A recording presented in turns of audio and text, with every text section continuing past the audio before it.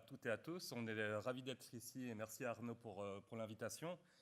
Moi, je m'appelle Vincent Serriot. J'occupe actuellement la fonction de responsable des contenus au service données et archives de la RTS. Donc, c'est la radio-télévision suisse, le service public audiovisuel en Suisse.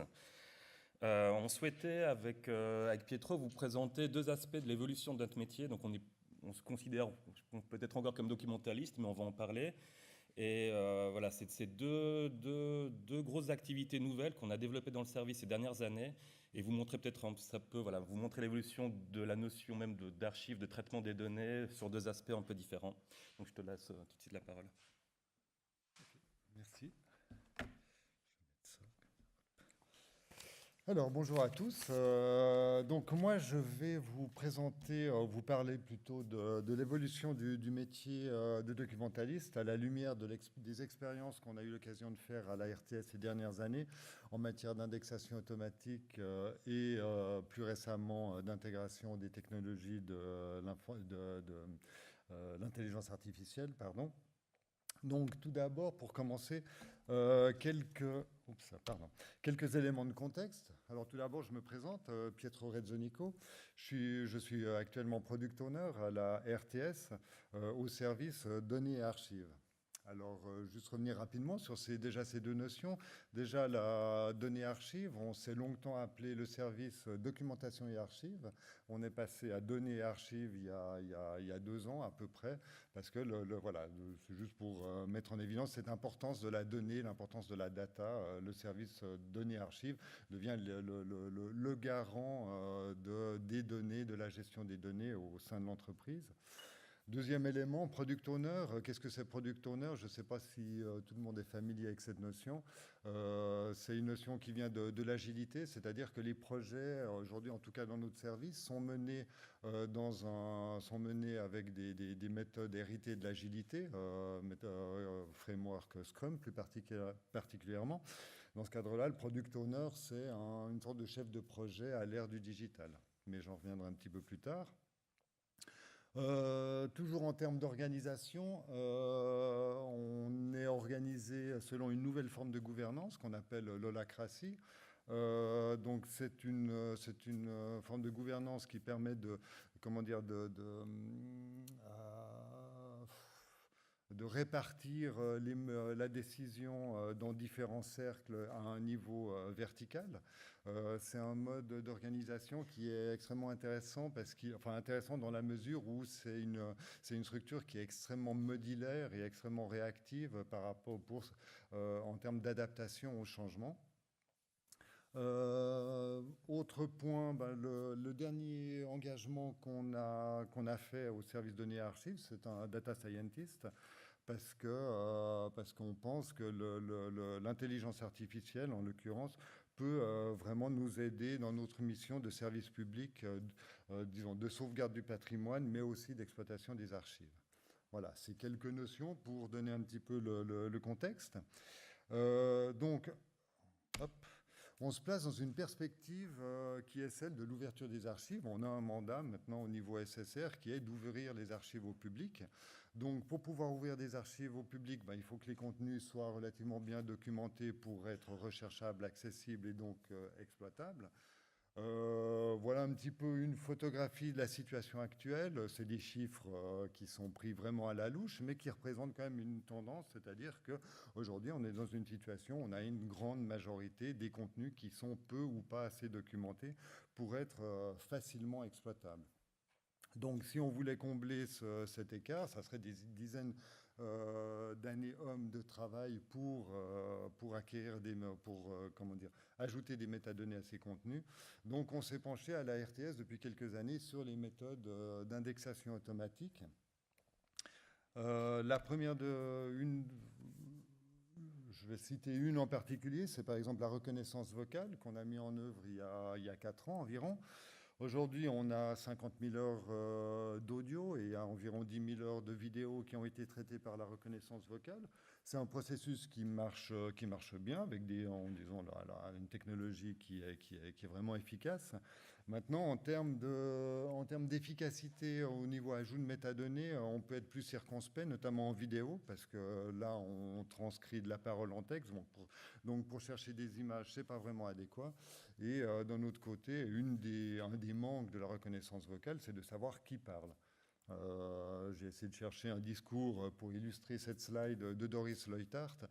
C'est vraiment difficile parce que dans le speech to text, on va retomber sur beaucoup de notions de Doris Leuthard sans qu'on l'aille véritablement à l'image. Donc c'est une pierre, c'est une brique, mais elle n'est pas suffisante.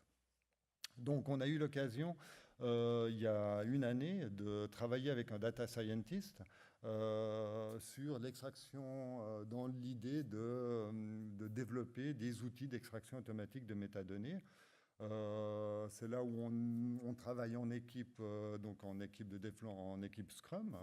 Ce qui est intéressant de noter, c'est que donc on a donc un product owner qui va comment dire, prioriser les livraisons, ce qu'on va mettre en production. On a des livraisons très rapprochées. Tous les mois, on livre un produit qui est exploitable en production. Ce qui est intéressant de noter, c'est qu'on a une équipe de développement qui est formée de développeurs, de data scientists et d'un documentaliste qui a rejoint cette équipe. Et le documentaliste, il intervient en tant que justement un peu gestionnaire des données, c'est-à-dire qu'il va constituer des jeux de données pour entraîner les algorithmes, il va faire des spécifications métiers, il va faire des tests, etc. Mais donc ce documentaliste est complètement intégré dans cette équipe de développement. Donc on a fait pas mal de travail en une année grâce à l'intelligence artificielle. Une des réalisations majeures, c'est la reconnaissance faciale qui est en production chez nous depuis environ une année. Donc ça, c'est une technologie qui permet, disons, de reconnaître les personnes qui passent à l'image. Par exemple, ici, on a...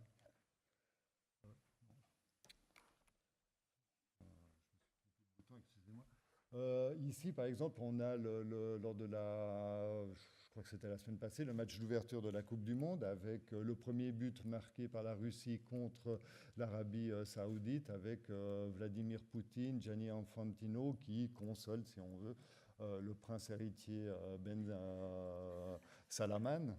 Et donc aujourd'hui, grâce à la reconnaissance faciale, on arrive très facilement à localiser ce genre d'image, parce que la reconnaissance faciale nous crée des segments pour chacune des personnes qui sont reconnues. Ici, Vladimir Poutine, ici, Infantino, je ne vois pas depuis ici, mais oui, il est juste ici au-dessus. On a un timecode, on a un accès direct à l'image. Donc, à travers un système de recherche, on peut directement pointer sur l'image précise, plutôt que d'avoir à dérouler un match entier à chercher la bonne image. Donc voilà, ça c'est une des réalisations majeures de l'utilisation de l'intelligence artificielle. Qu'est-ce que je veux dire? Bon, pour gérer ça, on a toute une comment dire, une interface, une base des personnes aujourd'hui qui est composée d'environ 4000 personnes. Et c'est là où je cite la base des personnes parce que là on a un gros travail de la part des documentalistes aujourd'hui qui est de vérifier cette base des personnes et de l'améliorer. On a des bons résultats avec la reconnaissance faciale, on peut encore les améliorer en affinant un petit peu les différents profils de personnes. Et ça c'est un travail qu'on donne aujourd'hui aux documentalistes. Voilà. Excusez-moi, je me suis un petit peu perdu, ça va revenir. Donc l'intelligence artificielle, première réalisation. Ensuite, on a plusieurs développements qui sont en cours, comme par exemple l'identification des locuteurs, donc là qui va permettre de savoir qui est-ce qui parle. On a aussi des développements en cours avec la recherche visuelle, c'est-à-dire de pouvoir rechercher une personne grâce à son visage. La recherche visuelle, c'est la première étape qui va nous permettre ensuite de faire de la description d'image, donc de faire de la description automatique d'image. Troisième, dernier élément, ce qu'on est en train d'entreapercevoir, c'est un changement de paradigme, c'est-à-dire que ce qui semble devenir possible, c'est une recherche d'image sans aucune donnée, sans que cette recherche ait besoin de reposer sur des données de description.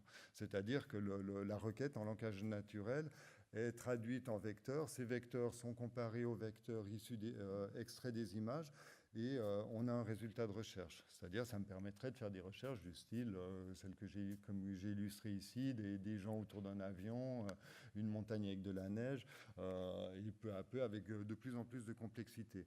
Ça, c'est en train de devenir une réalité. C'est pour ça que je parle de changement de paradigme, parce que pour moi, à la base documentaliste, ça me fait quand même assez bizarre de dire je vais pouvoir rechercher des images des personnes sans qu'il y ait rien qui a été décrit dans mes bases de données, quoi.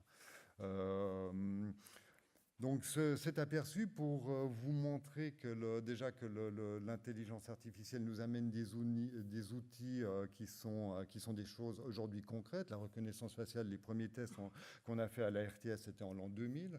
En l'an 2000, c'est une réalité. Plus les évolutions qui sont en train de venir, voilà, c'est quelque chose qui va très vite et qui va complètement bouleverser le travail de documentaliste. Donc globalement, ce qu'on voit, c'est que à moyen terme, un archivage des contenus audiovisuels, disons l'archivage des contenus audiovisuels va être grandement automatisé. Le bénéfice, c'est l'exploration et l'exploitation de ces contenus, ainsi que l'exploitation des archives profondes. Donc permettre l'ouverture des archives, l'accès à ces archives via le web, via des interfaces utilisateurs qui vont permettre d'explorer vraiment ces contenus. Ce qu'on voit aussi, c'est le développement de nouvelles compétences autour de la gestion des données, c'est-à-dire que ces divers développements vont avoir un impact direct sur le travail de documentaliste, notamment la description des images. Donc aujourd'hui, par exemple, je donne un cours avec ma collègue Denise Barcella en analyse et représentation d'images ici à l'HEG, où on apprend aux étudiants à décrire de l'image. Je pense que vraisemblablement d'ici, je ne peux pas dire le nombre d'années, mais dans une échelle de temps assez courte, ce cours va être complètement bouleversé par l'irruption de ces possibilités d'extraction automatique de métadonnées.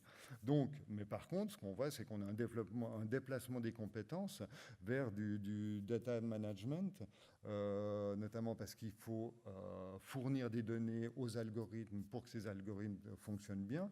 Il faut créer des jeux de données pour apprendre aux machines, etc. Il y a le data scientist aussi, qui est soit, alors peut-être qui peut être très spécifique parce que c'est la maîtrise des réseaux de neurones, mais qui peut être aussi orienté plus data visualisation, qui est un des éléments dont on va avoir besoin pour mettre en valeur ce qu'on a extrait, disons les contenus dont on aura dorénavant accès. Et aussi des notions de développeurs qui peuvent être mises en œuvre. Donc voilà, est-ce que l'intelligence artificielle va tuer le métier de documentaliste? Pour ma part, je pense que non. Je le vois plutôt comme une perspective de libérer du temps pour des tâches à plus haute, ou disons pour des tâches à haute valeur ajoutée, comme celle que va présenter Vincent maintenant. Voilà. Merci Pietro. Alors moi, je vais effectivement parler d'un autre aspect de données archives qu'on a énormément développé ces derniers temps, qui semble un peu à l'opposé du spectre des techniques et des connaissances, mais qui, à mon avis, fait sens. Et ça sera peut-être ça la conclusion de notre présentation. Je me suis renseigné avant cette présentation. J'ai demandé les heures de cette activité de valorisation. Donc, valorisation, on l'entend, c'est peut-être un terme qui est utilisé différemment ailleurs. C'est la reproposition d'archives au public interne, journalistes, mais surtout au grand public, surtout web édition, réseaux sociaux. Ça représente maintenant 10% de nos activités. Et on voit ça, l'image que je vous ai mise, en fait, c'est la représentation du service avec ce système de l'acratie qu'a présenté Pietro. Et on voit que la valorisation, comme le data management que nous a un peu présenté Pietro, sont au même niveau que nos autres activités qu'on aime bien dire régaliennes, comme la documentation, la recherche ou la sélection-acquisition. Donc on a vraiment, ces dernières années, remonté ces activités au niveau stratégique du service. Et la valorisation, c'est 10% actuellement de nos activités. Donc, comme un peu toutes les institutions qui sont en charge de matériel patrimonial ou archives, c'est évidemment le web et la numérisation de nos contenus qui nous ont un peu lancés sur un terrain d'expérimentation pour valoriser nos contenus. Donc ça, l'apparition de la web édition comme compétence métier des documentalistes, ça commence à remonter à, je dirais, une dizaine, quinzaine d'années. Mais ce qui est intéressant, et là on parle vraiment plutôt il y a 2-3 ans, on a vraiment développé des choses beaucoup plus spécifiques comme le montage vidéo surtout, le montage audio aussi, et la production. La production, je vais y revenir un peu plus tard parce que c'est vraiment tout récent. J'aimerais juste souligner dans l'évolution de cette façon de fonctionner à D+A, je pense qu'il y a eu 2 moments forts. C'était se dire une stratégie de l'offre. Ça veut dire on n'offre pas les mêmes contenus sur les mêmes plateformes. On s'adapte, ça a l'air, c'est banal finalement, mais on adapte notre offre suivant les vecteurs de diffusion. On va pas, si on est sur Facebook, on va coller au mode de consommation de Facebook, donc format court, assez percutant, un public cible peut-être plus jeune que sur un site web traditionnel. Donc c'était pas évident de se dire, bah oui, on est sur Facebook, on va faire du format court, on va remonter nos archives. On a pu avoir des vieux réalisateurs de la RTS qui trouvaient bizarre de remonter des contenus splendides des années 50-60, mais voilà, on s'est adapté aux offres des plateformes. L'autre chose, c'est on a essayé de se constituer, on est toujours en work in progress, en tant que rédaction. Nous qui sommes documentalistes, où notre activité principale était d'être au service des utilisateurs, donc des journalistes, de leur proposer des images en rédaction, il y a eu aussi un autre changement de paradigme qui était de se dire, finalement, on n'est pas plus bête que les autres. Nous, ces contenus, on les connaît par cœur, on les a décrits, on les a classés, on les a ressortis. Donc c'est aussi une prise de conscience que nous, archivistes documentalistes, on pouvait se mettre en tant que rédacteur, et actuellement, maintenant, on a par exemple une daily où on fait une sorte de conférence de rédaction. Ok, on va traiter ce thème sur YouTube, plutôt sur le web, et on va en faire ça. Donc c'était assez intéressant de mettre ça en place. Hop. Voilà, une petite slide où on est très fiers de nous, excusez-nous pour ça. Et c'était aussi symptomatique peut-être d'un certain regard que le reste de l'entreprise a eu sur les documentalistes. On est arrivé, je ne sais pas par chance, ou je ne sais pas comment, leader, notamment sur Facebook, au niveau de la SSR. Donc la SSR, c'est avec nos collègues suisses-allemands et de la Suisse italienne, à faire exploser des chiffres vraiment extrêmement impressionnants sur les réseaux, et notamment Facebook. On a avec cette communauté maintenant de 265 000 followers. Moi, je l'explique, et c'est là aussi peut-être se rendre compte des atouts en tant qu'archiviste, documentaliste ou dans ces institutions de patrimoine. L'archive, bizarrement, a énormément d'atouts sur les réseaux sociaux. C'est intemporel. On voit énormément, je vois même en interne, je sais pas, des pages de temps présent de l'actu qui vont poster en post, oui, hier, il s'est passé ça. Le post, le lendemain, a plus ou moins aucun intérêt. Une archive, si on va mettre le post de l'interview de Santana en 71, c'est intéressant maintenant, c'est intéressant dans 6 mois. Donc en fait, nos contenus, ils tournent, à la limite, ils nous échappent. Ils sont repris à droite, à gauche. Et il y a cette intemporalité de l'archive qui est absolument parfait pour une viralité sur les réseaux. Il y a aussi le côté universel. Notre top vidéo, c'était des jeux d'enfants où on voyait des jeux d'antan, des gens qui faisaient des ricochets, qui jouaient à la marelle et tout. Et ça a été repris absolument partout dans le monde entier. Parce qu'il y a cette notion, ça peut parler à tout le monde. On n'est pas sur des choses extrêmement spécifiques. Et puis oui, juste encore un petit détail, quelque chose avec le bon vieux 4 tiers qui était ces vieux écrans à l'époque de vos parents ou de vos grands-parents, en fait, bizarrement, reprend une deuxième vie avec les smartphones, où actuellement, on privilégie les formats en vertical smartphone. Donc le 4 tiers, finalement, on occupe beaucoup plus bien l'écran plutôt que de mettre en format paysage 16:9. Donc c'était assez intéressant de voir le retour en forme du 4 tiers. Ça, c'est fait. L'avenir. Alors là encore, excusez-moi la formule, il n'y a pas vraiment de limite à se mettre. Mais d'un côté, c'est vrai, on est persuadé qu'on est qu'aux prémices de ce qu'on pourra faire avec les archives dans une relation avec le public. Et c'est là, notamment, où des technologies d'intelligence artificielle, où on va pouvoir commencer à scanner des masses de données, scanner des visages. Je pense qu'il y a, voilà, on n'est pas, c'est rare que nous à D+A, on lance des technologies, des modes de consommation. Par contre, ce qu'on fait énormément, c'est on scanne, on continue tout ce qui est en train d'arriver. Et là, je vous ai mis en haut à droite ce que Arnaud Godin en parlait, ces assistants vocaux.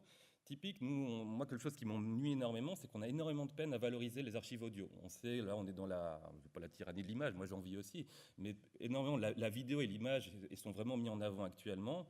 Et là, on va pouvoir avoir des devices qui seront vraiment dans les cuisines, dans les maisons. On va pouvoir faire envoyer une archive audio, je pourrais dire, voilà, je veux une ambiance années 60 ce soir, et nous, on pourrait préparer des playlists, ce genre de choses. Il y a énormément de choses. Je me réjouis, voilà, on scanne les nouvelles technologies, les nouveaux modes de consommation, et on essaye de voir comment l'offre archive peut taper au mieux là-dedans.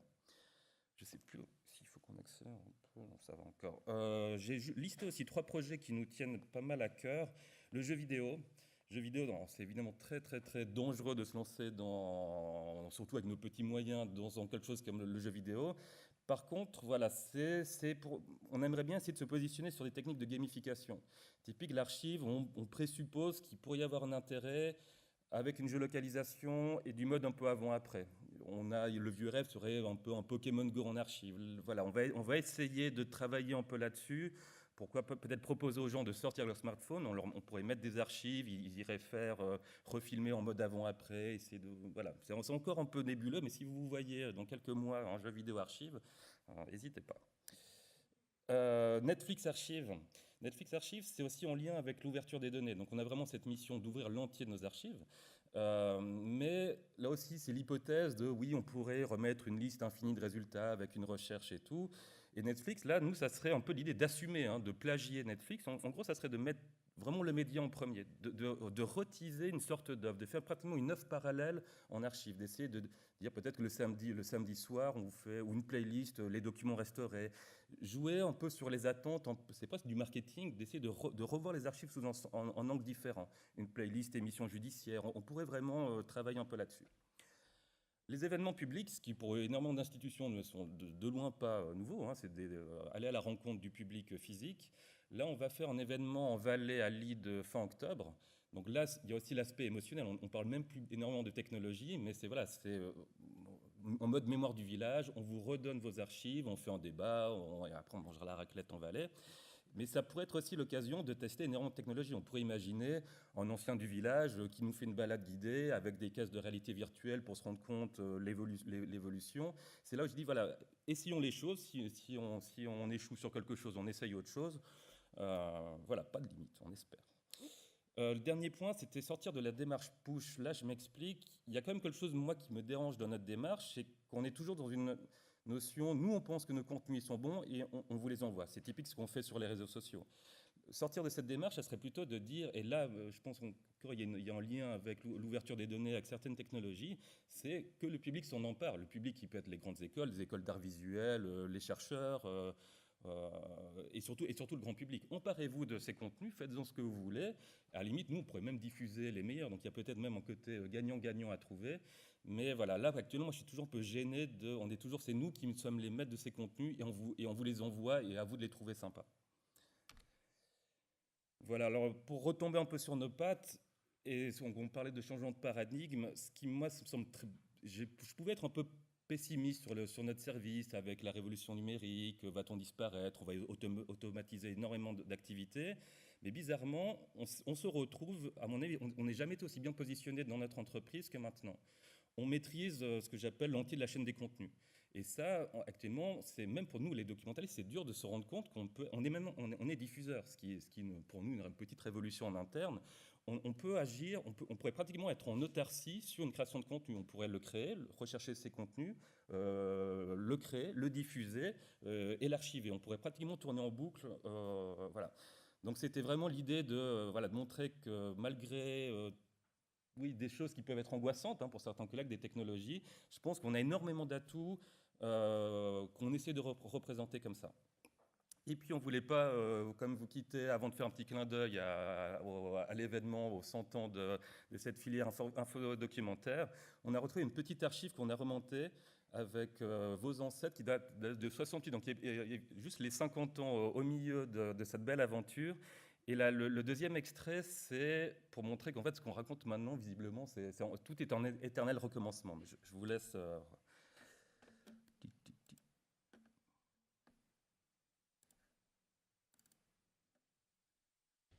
Ce qui était intéressant d'abord, c'était l'état du périodique, qui avait une numérotation continue. Voici un cours de l'école de bibliothécaire rattachée à l'école d'études sociales à Genève, où les élèves s'initient aux divers aspects de leur métier. Un aspect fondamental de ce métier, le catalogement. avec l'égalité des années et l'adresse bibliographique. Lorsqu'une bibliothèque compte près de 300 000 ouvrages, les modes traditionnels de classification n'ont plus cours. Les nouvelles technologies entrent au service de la bibliothèque et on fait appel à l'ordinateur. L'électronique permet de réunir en un espace restreint un nombre maximum d'informations disponibles quasi immédiatement. Ainsi, tout un aspect fastidieux et monotone du métier de bibliothécaire va être assumé par la machine. Ceci demeure exceptionnel car de telles bibliothèques sont rares, mais que devient dans ce cas l'activité du bibliothécaire? Oui, le rôle du bibliothécaire va essentiellement changer. Beaucoup des travaux de routine maintenant qui sont faits manuellement dans toutes les bibliothèques du monde, petit à petit vont commencer à disparaître. Et au fond, le métier de bibliothécaire va devenir beaucoup plus passionnant parce que le bibliothécaire va s'intéresser davantage au contenu intellectuel des ouvrages dans sa collection et aura plus de temps pour répondre aux besoins des lecteurs. C'est-à-dire il y aura davantage de contacts humains entre le bibliothécaire et les gens qui se servent de la bibliothèque. Alors, on ne dit pas autre chose, à mon avis, je pense que chaque conférence, tout le monde dit un peu la même chose, c'est en déplacement de force sur des activités qu'on peut estimer, ou à tort ou à raison, sur rébarbative, ou pour se déplacer sur une valeur ajoutée. La valorisation, on est en aspect, on aurait pu aborder d'autres aspects. Voilà. Et on avait aussi une question ouverte à vous poser. Donc vous avez la salle à saisir, c'est 100 ID3. Et cette question est, à votre avis, quelles seront les compétences métiers les plus importantes à l'avenir pour le service données et archives de la RTS? Donc on vous propose 4 réponses. Data scientist, data analyst, data manager, vidéo montage, recherche d'informations et veille, catalogage et traitement documentaire. Voilà.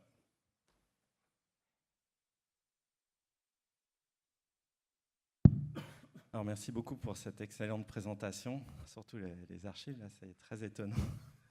Ça illustre bien la thématique. C'est facile à trouver ce genre d'informations, finalement?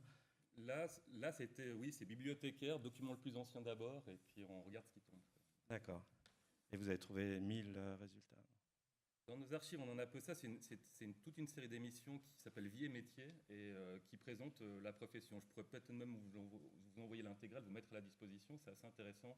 Et il y a quelques cours dont ce qui est les ancêtres de cette formation. Je ne connais pas ses ancêtres, peut-être certains de mes collègues. Est-ce que vous avez d'autres questions? On a 2 minutes pour des questions.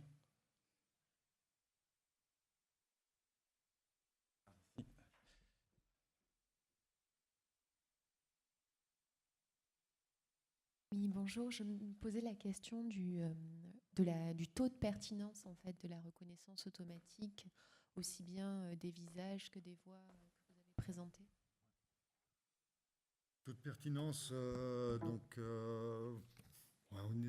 tout dépend du contexte. Au niveau des voix, on va être... on peut être, disons, au-delà de 95% quand c'est des bonnes conditions de captation audio. Et on peut descendre relativement bas si on a affaire à un parler, par exemple, du Père des jeunes ou des émissions de jeunesse ou plutôt adolescents. Mais disons, en moyenne, on va être, on traite beaucoup d'actualités, en moyenne, on va être autour des 85-90%. Au niveau de l'image, on n'a pas encore relancé une batterie de test.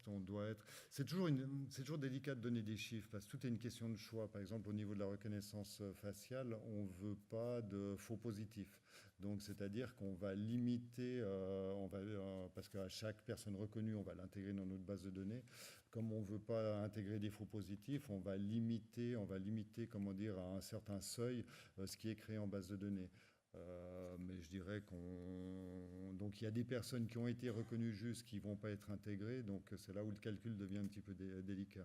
Mais je dirais on doit être autour des 80-85% environ, quoi. Non, c'est un système qui marche bien.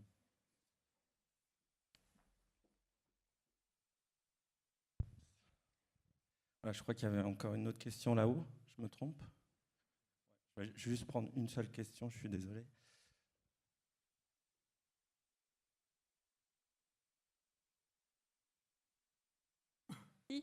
Moi, j'étais intéressée par savoir ce qui se faisait dans d'autres services publics nationaux, parce qu'on a l'impression que vous avez vraiment créé votre centre de compétences et que vous avez tout fait par vous-même. Mais est-ce qu'il y a d'autres services publics, ou est-ce que vous êtes allé voir ce qui se faisait ailleurs, ou ça se fait pas?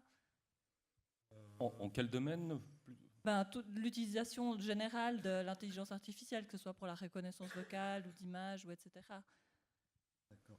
Non, alors, non, effectivement, on est, bon, déjà, on travaille au niveau de la SSR, donc en collaboration avec les autres unités de la SSR. Par exemple, on ne fait pas tout nous-mêmes non plus. La reconnaissance vocale, ça, c'est un service qu'on achète à une société française. Maintenant, effectivement, on a développé en interne tout ce qui est... on est en train de développer... on a développé reconnaissance faciale, on est en train de développer tout ce que je vous ai montré. Ça se fait aussi dans la mesure où on va pouvoir le faire pour les autres unités d'entreprise de la SSR. Et effectivement, on est quand même en avance. On participe à beaucoup on était à l'UR il y a 2 semaines, conférence internationale. On a présenté un petit peu nos résultats et on voit que les autres télévisions publiques sont en général pas aussi avancées. Maintenant, la grande discussion, c'est est-ce qu'on développe en interne ou est-ce qu'on achète des services? Parce qu'effectivement, ces services sont disponibles chez Amazon Recognition Service, chez Google, chez Microsoft. Alors là, il y a plusieurs... enfin, ça peut être un débat assez long. Juste rapidement, en termes de prix, on a à peu près 200 000 heures de vidéos. Si on veut passer chez Amazon les 200 000 heures de vidéos à la reconnaissance faciale, ça nous coûte 1 200 000 francs environ. Et ça, c'est un passage. Donc si dans 6 mois, Amazon met en place un service d'identification des locuteurs, il faut repasser le fonds et on rebelote. Donc il y a déjà la question de prix, hein, calcul coût-bénéfice. Hein, on est quand même beaucoup moins cher en le faisant en interne à ce niveau-là. Ça demande des compétences. On a la chance d'avoir un data scientist qui a ces compétences-là, donc ce qui n'est pas évident non plus, hein, parce que ça, on est quand même dans quelque chose de très pointu. Ensuite, il y a la maîtrise, je dirais aussi par rapport à...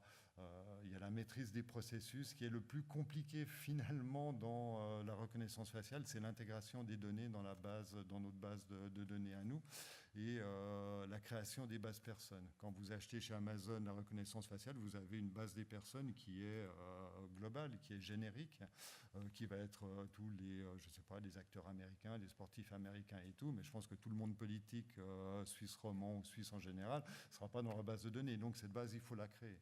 Donc des coûts encore supplémentaires. Voilà, c'est un vaste débat, hein, mais on peut... voilà, je ne sais pas si j'ai répondu à votre question. Alors, merci beaucoup, c'était vraiment très, très intéressant. J'imagine que vous restez pour la pause, donc vous pourrez répondre aux questions éventuelles.